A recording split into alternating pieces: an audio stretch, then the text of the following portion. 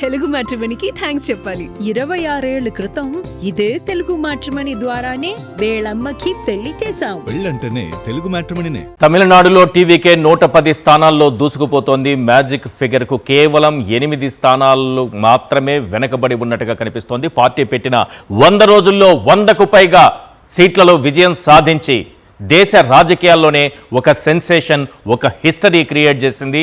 తమిళనాడులో ఏం జరగబోతోంది? టీవీకే సొంతంగా అధికారంలోకి రాబోతోందా? మరెవరైనా మద్దతు ఏమన్నా తీసుకోబోతోందా? తమిళనాడు రాజకీయాల్లో తుఫాను ఎగిసిపడింది. ఆ తుఫాను పేరు విజయ్. దశాబ్దాలుగా ద్రవిడ రాజకీయాలతో విసిగిపోయిన తమిళులు ఓ మార్పు కోసం ఆశగా ఎదురు చూశారు. ఇప్పుడు వారి ఆకాంక్షలకు తగ్గట్టుగా విజయ్ దూసుకొచ్చాడు. వెండితెరపై హీరోగా కోట్లాది హృదయాలను గెలుచుకున్న విజయ్ ఇప్పుడు రాజకీయాల్లో తన ముద్ర వేశాడు. తమిళనాడు పాలిటిక్స్లో సూపర్ స్టార్గా సీఎం కుర్చీకి దగ్గరయ్యాడు. ఎంజీఆర్ తర్వాత పార్టీ పెట్టిన ఫస్ట్ ఎలక్షన్లోనే విక్టరీ విజిల్ మోగించాడు. పాలిటిక్స్ అంటే అధికార పోరాటం కాదు, ప్రజల సేవ కోసం చేసే యజ్ఞం అనే సందేశంతో విజయ్ ముందుకు సాగారు. యువతలో ఉత్సాహం నింపుతూ మార్పు కోసం ఆరాటపడే ప్రతి ఒక్కరిని తన వెంట తీసుకెళ్లారు. విజయ్ పార్టీ విజయం కేవలం ఓ గెలుపు కాదు, అది తమిళనాడు రాజకీయాలలో ఒక కొత్త అధ్యాయం, ఒక కొత్త శకం, ఒక కొత్త నమ్మకం.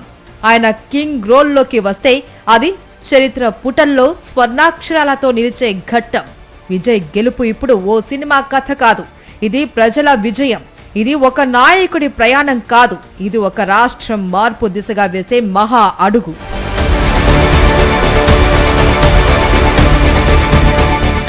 ఒకప్పుడు ఎంజీఆర్ రాజకీయాల్లోకి వచ్చినప్పుడు కూడా ఇలానే అనుమానాలు వచ్చాయి. సినిమా హీరో ఏం చేస్తారని అన్నారు. కానీ ఎంజీఆర్ చరిత్ర సృష్టించారు. ఆయన ప్రజల హృదయాలలో దేవుడిలా స్థానం సంపాదించారు. సంక్షేమ పథకాలతో, ప్రజల పక్షాన నిలిచే నిర్ణయాలతో తమిళనాడు రాజకీయాలకు కొత్త నిర్వచనం ఇచ్చారు. ఆయన విజయమే ఒక పాఠం. ప్రజలు నమ్మితే నాయకుడికి అసాధ్యమనేదే ఉండదు. ఇప్పుడు ఎంజీఆర్ మార్గంలోనే ఆయన తర్వాత విజయ్ ఆ ఘనత సాధించాడు. విజయ్ రాకతో తమిళనాడులో రాజకీయ సమీకరణాలు మారిపోతున్నాయి. ఇది స్టార్ పవర్ కాదు, ఇది పీపుల్ పవర్.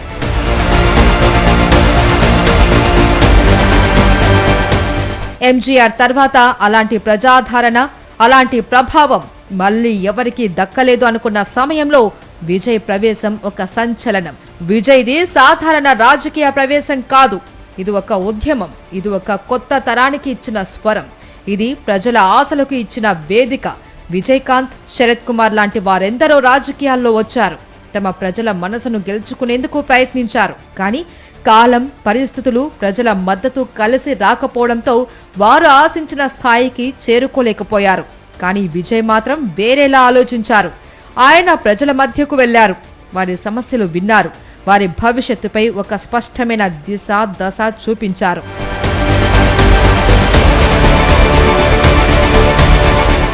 ప్రజల భావోద్వేగాన్ని విజయ్ ఉద్యమంగా మార్చుకున్నాడు. యువతను రగిలించాడు. నిరుద్యోగుల కోపాన్ని తన స్వరంగా మార్చుకున్నాడు. మధ్యతరగతి బాధలను రాజకీయ శక్తిగా మలిచాడు. ఎన్నికల సమయంలో విజయ్ ఇచ్చిన హామీలు ప్రజల మనసుల్లో నేరుగా తాకాయి. ఉద్యోగాల సృష్టి, విద్యలో సమాన అవకాశాలు, ఆరోగ్య సేవలు అందరికీ చేరేలా మార్పులు, అవినీతికి కట్టడి, ప్రజల డబ్బు ప్రజలకే చేరాలి. ఇవి కేవలం మాటలు కాదు, విజయ్ ఇచ్చిన ఎన్నికల హామీలు. ప్రతి గ్రామంలో, ప్రతి వీధిలో వినిపించింది. అందుకే తమిళ ప్రజలంతా విజయ్కి పట్టం కట్టారు.